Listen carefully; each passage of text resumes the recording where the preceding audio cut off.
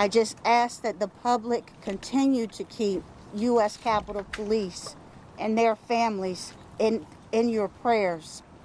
This has been an extremely difficult time for U.S. Capitol Police.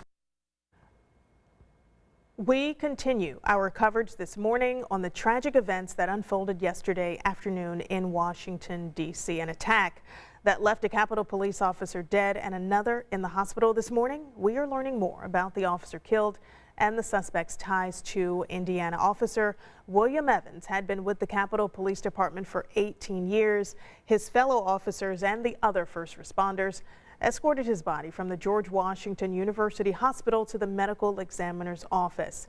Investigators say Evans and the other officer were hit by a car. The driver rammed into them and a barricade at a security checkpoint before jumping out of the car with a knife.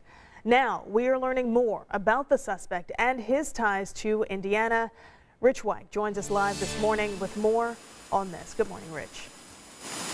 Good morning, Karen. According to numerous news sources, Noah Green, 25-year-old young man, lived in Indianapolis at least for some time in his life. He was a young man whose family was concerned about his mental state for years. According to numerous reports, Green played football while attending Christopher Newport University with a degree, graduating in finance. At one point, he shared an apartment with his brother Brendan. According to the Washington Post, Noah at times was detached from reality. He suffered from paranoia, prescription drug abuse, hallucinations, and was suicidal. At one point, Green left his apartment in Newport abruptly in Newport News and moved to Indianapolis, where he complained of people breaking in. According to Brendan Green, his brother Noah was violently ill Thursday night before the attack. According to authorities, Noah Green crashed his car into a barricade just outside the U.S. Capitol building, hitting two police officers. He then ran from the car carrying a knife, lunging at the officers. Officer William Billy Evans was killed, another officer wounded. Green was killed in the confrontation.